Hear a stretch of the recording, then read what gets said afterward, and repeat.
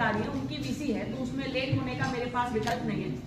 तो इस सभागार में उपस्थित हम सभी जो हिंदी भाषा से जुड़े हुए बहुत ही महत्वपूर्ण लोग हैं देवरिया जनपद के, आप सभी का मैं आभार व्यक्त करती हूँ कि आपने मुझे यहाँ बुलाया, और अनूप भार्गव जी को बहुत बहुत बधाई कि इस पुरस्कार से आप आज अलंकृत हुए। मैं दो छोटी छोटी बातें कहूँगी जो मेरे मन में हिंदी दिवस को लेकर के है। पहली चीज़ मैं कहना चाहूँगी कि जो मैंने एक माँ के रूप में देखी है, मैं वो चीज़ें कहूँगी, क्योंकि हिंदी के साहित्य और हिंदी की महत्ता और हिंदी हमारे किस तरह से रोम रोम में बसी है और किस तरह से हमारी संस्कृति की धरोहर है, ये हम सब जानते हैं। तो इस पर बहुत ज़्यादा व्याख्यान करने की मुझे आवश्यकता नहीं है, लेकिन मैं आपको ये बताऊँगी, क्योंकि मैं साइंस की इंजीनियरिंग की स्टूडेंट हूँ, कि हिंदी कितनी साइंटिफिक भाषा है और वो मैंने अपने जीवन में कैसे महसूस किया।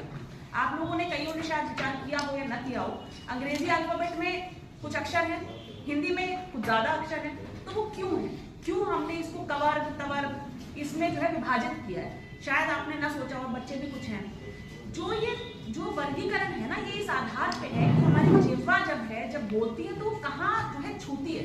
अब आप कहेंगे तो इससे क्या फर्क पड़ता है, कहीं पर भी छुए क्या फर्क पड़ता है, का ऊपर है का नीचे है, क्या फर्क पड़ रहा है। इससे फर्क ये पड़ता है कि जब बच्चा कुतलाता है तो पूरा का पूरा वर्ग गलत करता है।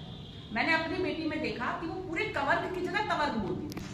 तो ये इस वजह से है कि जब आप डॉक्टर के रूप में उसको सुधारेंगे तो आप उसे ये बता सकते हैं कि इस अक्षर को आप यहाँ ना छू के अपनी जीभ को यहाँ छुएंगे तो एक बार में सारा ठीक हो जाता है। वरना आप सोचेंगे कि क को बेटा मैं ऐसे समझाऊं, क को ऐसे समझाऊं, आपने एक बार समझ लिया कि उसमें गलती क्यों हो रही है, वो आप केवल हिंदी भाषा से इतनी आसानी से समझ सकते हैं। और अंग्रेजी वाले सोचते रह जाते हैं, अच्छा के गलत है और टी गलत है और ये गलत है, हमारा क्या है, पूरा कवर्ग गलत है, पूरे कवर्ग की जगह ये आ रहा है। तो ये मैं केवल इसलिए बता रही हूँ कि बहुत साइंटिफिक हमारी भाषा, हमें गर्व होना चाहिए। हमें ये नहीं होना चाहिए कि हम लोग पढ़ लिख गए या हम इंजीनियर हो गए तो हम हिंदी को जो है हीन दृष्टि से देखें। मैं इसलिए बता रही हूँ क्योंकि मैं साइंस की स्टूडेंट रही हूँ। दूसरी चीज, आप में से कई लोग तो अब खैर दादा दादी की उम्र के हैं, कुछ लोग माता पिता आपके बच्चे जब बनेंगे। मैं एक चीज जरूर कहना चाहूंगी, देखिए मैं कभी नहीं कहती कि हिंदी को हम लोग इतना तरजीह दें कि हम इंग्लिश न सिखाएं। मैं किसी को भी नहीं कहूंगी, क्योंकि आज के समय में इंग्लिश है कोई भी अन्य भाषा, क्योंकि हमारे को जब नौकरी करने जाना है या कुछ भी करने जाना है उसमें इन भाषाओं का अपना महत्व है। लेकिन मैं एक चीज से सहमत नहीं हूँ जो मैं देख रही हूँ आजकल के समाज में, कि बहुत सारे माता पिता जो पढ़े लिखे होते हैं, अमीर होते हैं, वो अपने बच्चों से केवल अंग्रेजी में भाषा में बात करते हैं। आपने शायद देखा हो, बेबी ईट राइस, ठीक है, मतलब छोटे छोटे शब्द केवल अंग्रेजी में बात की जाती है। मैं उससे सहमत नहीं हूँ एक माँ होने के नाते, क्योंकि भाषा एक अभिव्यक्ति के लिए बनी है।